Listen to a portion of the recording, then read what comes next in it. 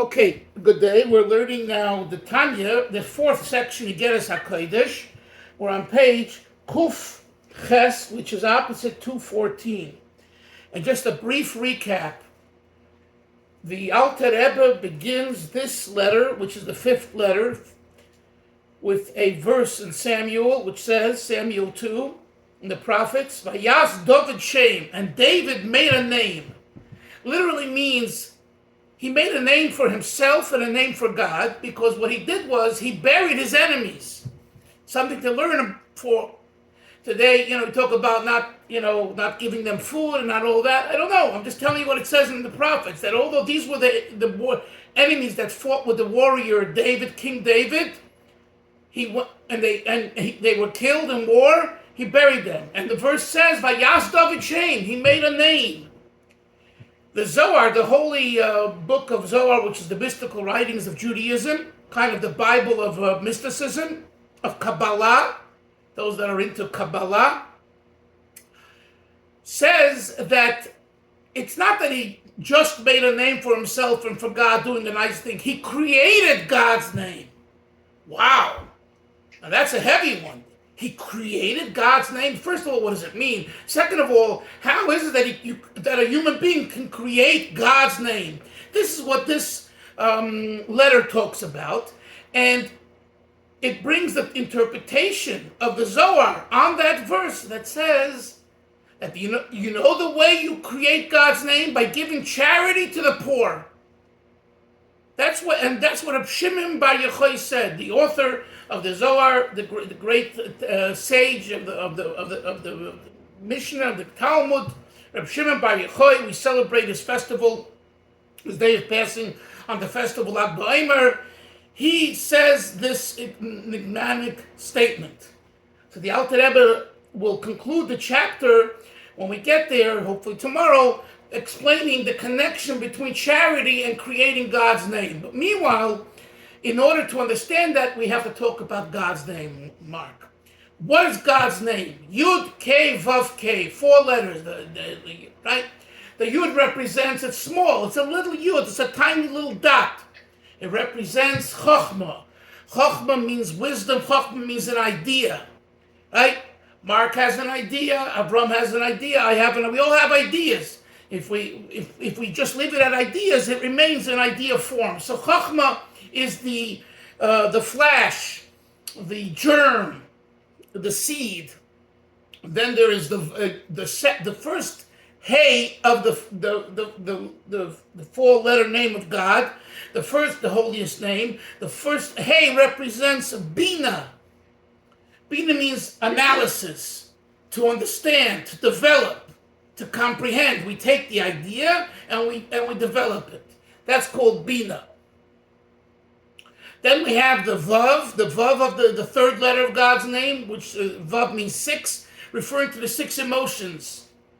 Kindness, chesed, gvura, severity, strictness, rachamim, mercy. All of those emotional issues are represented by the Vav in God's name. And finally, we have the last Hey, which represents malchus, or dibur, speech, to implement the mind and the heart into action mode. And every one of us, Avram, every one of us carries with us the Yud Kei Vav Kei. This is very important. It's not that it's Tom, Dick, and Harry walking onto the baseball field, or Tom, Dick, and Harry just walking in Fort Lauderdale, walking your dog. No.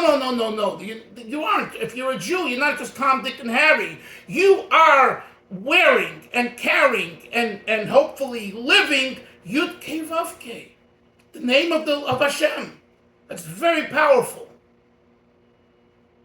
The Alter Rebbe goes into many details in this chapter on this synopsis of what I told you.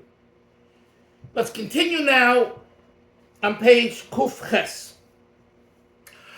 To understand this better, Lama Marazal, why did these sages make a statement, the Talmud, She'olam hazeh dafke nivre behei, that this world specifically was created with the last hey. You would think that this world has also a connection to the higher letters of Yud Kei Vav. But the sages don't say that, Moshe. They say, with the Yud, God created the world to come, which we call in Hebrew Olam Haba, or paradise, Gan Eden, the Garden of Eden. That was created with the little Yud. And the physical world, with all of its schmutz and all of its physicality and materiality and indulgences and cravings and paying bills and running around and trying to make $1 and trying to marry off your children and have better health. All of that's created with the last hay. Why? That's what he wants to understand. Let's see what he says. In the Yadua, it's known, everyone knows. You hear that? Avram, everyone knows. You know, I know, we all know. Chachmei Lev, you know who knows? The ones who are the masters, the wise of the heart. Do I want to be the wise of the heart? I should hope so. Yeah, if you're not the wise of the heart, meaning if you're not internalizing the experience, you ain't gonna know. Remember what I told you? The rabbi says to the little boy sleeping, get up tomorrow, get up like a lion. It says in the code of Jewish law, get up early. So Rabbi Kaplan can get you to come to the minyan, to help the minyan. Get up early, don't sleep in. Get up like a lion, it says. So the rabbi says to the little boy, you know how you can get up like a lion? If you go to sleep like a lion. If you go to sleep like a horse, you ain't getting up like a lion. What we invest in, that is the result. Or as we say in the good old Yiddish, and I'll translate in English phrase, we make our own bed. Let's not kid ourselves. We make our own bed at the end of the day. So the Alter Rebbe says, going back to the text here, everyone knows. Who's the everyone? Chachmei Lev. Those that have the smarts of the heart. Meaning they didn't just study at Brown University, at Harvard, or wherever else. All those universities that were having all these issues with the elite universities, Harvard University, Columbia, Yale, Cornell.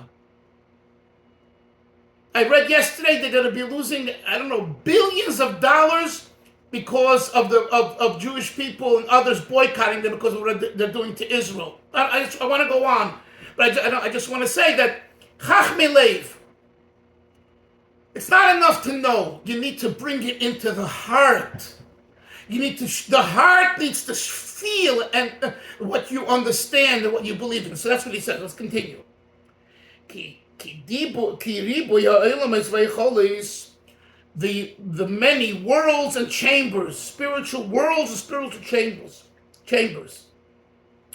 That are Adam Finaitim, you can't even count them. There's so many spiritually. As it says, Hayesh Mispar Likdudav.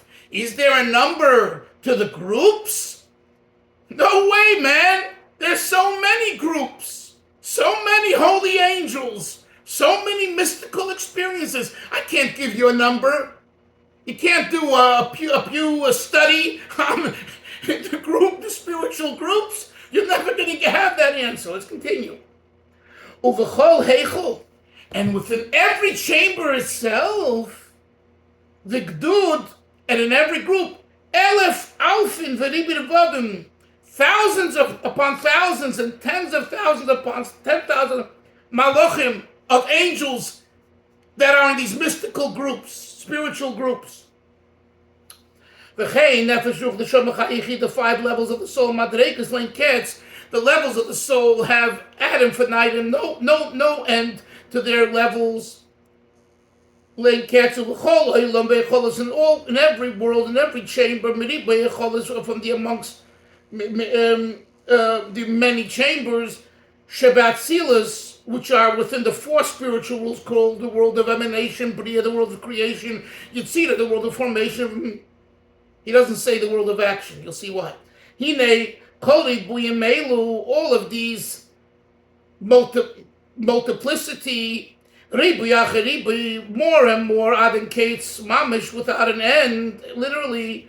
Hakol nimshach v'nishpa midibur tzirufi chav beis oisiyos dvar Hashem. They all come from the 22 Hebrew letters of the alphabet. Aleph, Bet, Gimel, Dalet. Those 22 letters are the building blocks for all the spiritual energies and angels and chambers and groups. You're all big shots, huh? You know, you all come from the 22 letters. If not for the 22 letters of the Torah, you wouldn't exist. Let's continue. And these 22 divide themselves into many different combinations. Also without a number. You see this, it says in the book of creation. Listen to this. Shiva avonim. You take 7 stones, 7 bricks, 7 boinos, chameshes, alofim, varboim, batim. It builds 5,040 houses. In other words, this doesn't mean literally. It means there's so many different ways of taking those letters and combining them, and you can get like Aleph Bet, the first 2 letters, right? Aleph Bet, Moshe, in Hebrew spells, you put them together, spells out Av, father. Reverse, put the Bet before the Aleph. You know which word you get? You get the word Ba, come. In Hebrew, you'll ask your daughter who just came back from Jerusalem, there's the famous word Ba'ena, Ba'ena. So next time you call her, start your conversation with her, Moshe, Ba'ena. And she'll say, Dad, hey, where'd you learn that from? Say, from Rabbi Dalfin's class. Ba'ena means come here. The Ba'ena is a longer version of the word Ba, Bet Aleph. Right? So here you have 2 letters that make already 2 different words. And the 2 different words have 4 letters. Aleph Bet is father, Bet Aleph, right?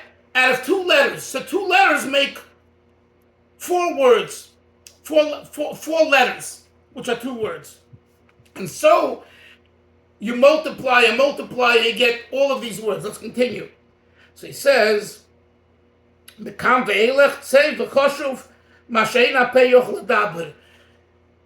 Yetzirah says, the book of creation, from here and beyond, meaning more than this amount that he quoted, the mouth cannot enumerate the amount of words that will come from it. And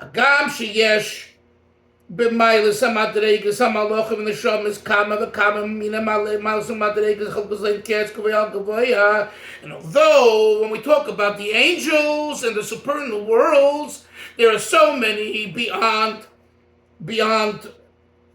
counting. It's true, he says, and we can't give you a number, but they're all based on the combination Vatmurais and the exchange of Atbash. There's another way of expounding on words in Hebrew. It's called Atbash. You take the first letter, which is Aleph, you take the last letter of the Hebrew alphabet, which is Taf, that's At. And then you have Bash, the second letter is Beis, and the second to the last letter is Shin, so it's Bash. So that's another system of working out words. There's the normal system of Aleph, Bet, Gimel, Dalet, Hey, Vav. Then there's another system called Atbash. Don't go in order, but go 1 and 22. 2, the first letter and the 22nd letter. The second letter and the 21st letter. The third letter, which is Gimel, and the 20th letter, which is Resh. So it's called Atbash Gar. Gimel Resh. That's another system. Let's continue. Base. But generally speaking, all of these angels and all of these supernal the beings and everything else, they have knowledge in who their creator is. Mipnei chayus, chayusim, mipnei misoyisis, hamshachos, v'nischach now, because they are at a level where they relate to the higher level of wisdom, which we discussed earlier, and therefore they recognize their creator. Ach, ha'olam hazeh, but conversely, we on earth in the physical world, hashafel, the lowly world, with the energy that's here, which is too small, to be able to tolerate to receive the higher level of energy from the letters and their images, and their inner aspect, it'll be overwhelming. We on earth, Olam Hazeh, the physical world, cannot tolerate, is not a receptacle for the higher energy because it will be overwhelming. We need a garment. We need a cover-up. We don't walk around naked. You need to cover up, okay? We're not in Gan Eden pre-sin where they were naked. In this world, you'll get arrested for walking around naked for doing that, right? Same also, and spiritually, the world is not a vessel for the energy that's uncovered. It needs to be covered on the energy. And he says, again, conversely, by souls and angels in the spiritual realms, they're able to handle, excuse the expression, nudity. I mean, it sounds crazy, right? But nudity in the spiritual sense, uncovered, all light, all good. There's no temptation. Pre-sin, Adam and Eve didn't have clothing. You know why? Because they weren't tempted. They were pure. Okay? So the angels and souls, the celestial beings, they're like Adam and Eve pre-sin. We are not. We're post-sin. Post-chet eitz hadas. When we have, if there wasn't cover-up here, people were naked and there was this type of lifestyle, there'll be sin. As it is, there's plenty of sin. But there'll be lots more sin. It'll be a world of sin. So Hashem says, hey, I want a world of normalcy. I know there's temptations, there's challenges, ups and downs, but at least try. How do you try? By covering up. By covering up. A little more, a little less. And by the way, it's an ongoing issue in the communities. Okay? And especially with women and girls and mothers. Take it from me, for someone who had, thank God, 5, 6 girls. It was always, an issue of covering up and how much to cover up, how to be modest and everything else. Okay? Especially out in Florida or in Vegas or in California where it's sun and sin. That's what I told you guys. Sun and sin. Wherever there's lots of sun, there's lots of sin. Florida, California, Vegas, sun and sin. I'm right now in Ohio, in Cincinnati. There ain't no sun here, and I don't see much sin. There's no nightlife. I mean, I'm in a college town. I'm right next to the University of Cincinnati. I've been to UCLA in LA, by Chabad House over there in Westwood, and I've been to Columbia. I've been to other places, Florida, Here, I wouldn't think it's during the week at least. I don't know what goes on the weekend. There might be parties, and I hear there are some heavy rock parties, rock metal parties here, but it's so quiet here. I was thought now, I came here during the summer, it was quiet. I'm here now, for a few days, right? It's just as quiet. I barely see a few students in the morning going out, coming back, right? It's Cincinnati. It's the Midwest. It's boring. Procter & Gamble. Come out to Florida. You got the Fort Lauderdale. You got the beach. Miami Beach. You got South Beach. LA. Venice Beach. Malibu. Vegas. I don't have to tell you about. You all know. Right, so when the sun is out, there's sin. Hashem says, I know that. So you got to cover up. You have to understand that if you don't cover up, you're gonna mess up. That's a good line. You don't cover up, you mess up. Let's continue. Okay. So he says, we're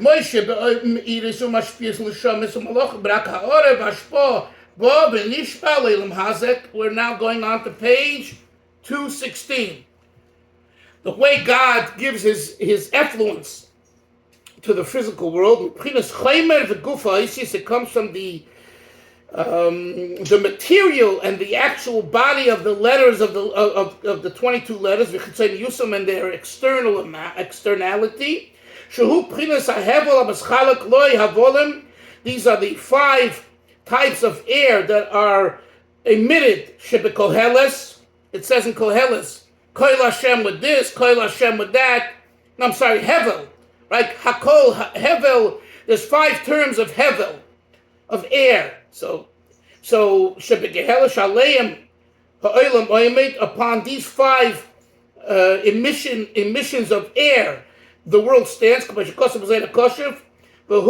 says in the Holy Zayah, this is the emission of the mouth of God, that's emitted through the Hashem's mouth, metaphorically speaking, emits 5 types of air, which invests itself in the physical world, and all of its hosts, to enliven them with Dibur, and in it are the image of the words of Dibur, Machshava, Midosav, HaKodesh, V'Ritzaynei v'Chochmas, in God's midos and His holy midos and His wisdom, His will and wisdom. That which are united with Hashem in the ultimate. So basically, he's saying the virtue of Olam Hazeh, that although the physical world needs a cover-up, it needs a Helam v'Hester, nevertheless, in this world specifically is where Hashem's essence is expressed. This is what the Holy Ari said. It's a little Kabbalistic here. Within Kabbalah itself, it's more Kabbalistic. That within the external vessels of the of Malchus Datzilus, Hamrumazes Bo Shoshem Hashem Baruch Hu, which are alluded to in the name of God, and Yordu v'Nasu Neshama Leilam Asiyah, they've descended and become to the Neshama Asiyah, the Kenkos of Tikunim, Shehayud Hum Datzilus, that the Yud is Datzilus, Hey Tatom Kana Asiyah, and that the Hey, the last Hey, dwells in Asiyah. Let's continue. We're now 216, the new paragraph. Take for example, by man on earth, Lamoshul, for example, someone who's very wise, who can philosophize and intellectualize on great sophisticated ideas, and guess what he does? He contracts his intellect to one letter. This guy is a genius. He can understand and study anything, and what he does at this point is he contracts all of his genius into one letter, thinking about one letter.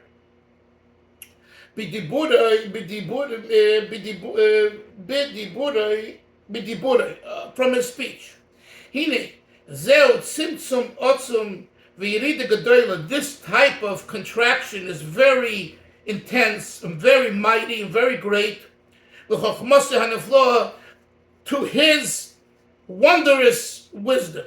This is the end, Hillel, of the Mashal. Now goes the Nimshal, the moral. Kocham Mamish, Derech Mashal, so too. V'yesem is much more than Ketz, Adam V'Naiden. Hoyet Simtsum Godel V'Otzum V'Rav. There was a great Simtsum, a great contraction, a mighty one. Kasher B'Dvar Hashem Nasu, when God created the world, B'Sheshes and Me'Breshis, during the 6 days of creation of Ruach, and with the spirit of his mouth, all hosts were created. He ois hey, so Shem Hashem Baruch Hu. This is the 5th letter of Hashem's holy name, also Klila, which we call a weak letter. The Hey is called a weak letter, because of the Baram. God created them Behei Baram. He Haram is Behei. He created with a Hey. He Makar Hates Maimor Shenimshachu Mimaimer Rishon Bereshis Denami Maimeru. You know, there are 10 utterances. Let there be light, and let there be mountains, and let there be this, and let there be that. What's the first of the 10? Bereshit bara Elokim. In the beginning, God created. So the Chazal, the sages say, that is number 1 of the 10. But it doesn't say, Yehi, let there be creation. Doesn't have to say. It's a fact, a statement. God created the world. Bereshit bara Elokim. So the Alter Rebbe says that the Chazal, the rabbis, the sages say that the word Behibaram, that he created, is comprised of 2 words. Behei Baram. How did God create the world with the letter of his name, the last Hey of the Yud Kei Vav Kei? What's the last K? Malchut. Kingship, royalty, or in this context, dibur, speech. He spoke and world was created. We need to act to do something, to create, to make, to form, to change. God is able to did it with his speech, but yet it's not Yud Kei Vav Kei. It's not the Yud Kei Vav, which is the 3 other higher letters. It's specifically with the Hey, which is a Malchut. In other words, in this Hey, where God is kind of concealed compared to the Yud, Chochma, and Hey, the first Hey, Bina, and Vav, Midot, God is covered up. Nevertheless, this cover-up creates. So it's similar, that's the moral. In the parable, it's like the genius who has all of this information and all of this knowledge and can philosophize about anything, and he takes all of that and he puts it into, he's mitzamtzem, he contracts it into 1 letter that he's thinking about, right? Hashem did the same thing. Hashem took his Yud, his K, and his Vav, and he contracted it all into the last K, Malchus, and that's the way the world was able to be created. Otherwise, the world will never be able to emerge because it would be too overwhelming. And that's why you have a professor in college who could be a genius, and if he's on his genius level while he's teaching, no one understands. He's talking to the wall. Goodbye, Charlie. A waste of time. I don't care if you're Professor Einstein or Professor Schmeinstein or Professor this or Professor that. If you don't come down to the level of the students, it's meaningless for the students. But you're a genius. Thank you very much. I told you I knew this professor. I don't want to mention his name. In Berkeley, Jewish guy, but he came into a fundraiser, to a dinner that I made for Chabad. He looked like he came off the boat. His pants were up, his pants should have been down to his shoes were halfway, He looked like, and he was like absent-minded. And I said to him, his name was Richard, I said, Richard, it's people are dressed. Come on, that's the way it is, Rabbi.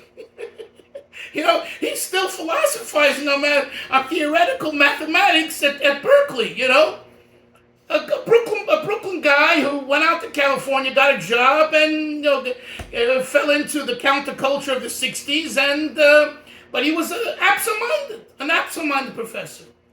And by the way, you had some rabbis like that too over the centuries. They say about some that, even one from Chaim Dalfin, I'm not going to go into it, I know who it is, but they say sometimes he would wear 2 different color socks. Or sometimes he'd get on the IRT or the BMT, whatever, the train, to go to yeshiva from the neighborhood he lived in, and he passed his station. He didn't even realize till the last station. He ended up in Yehuppetsville, we say here in Brooklyn. You know what Yehuppetsville means? It means Hicktown, Kentucky, somewhere where the hillbillies. A genius. Yes, Hillel.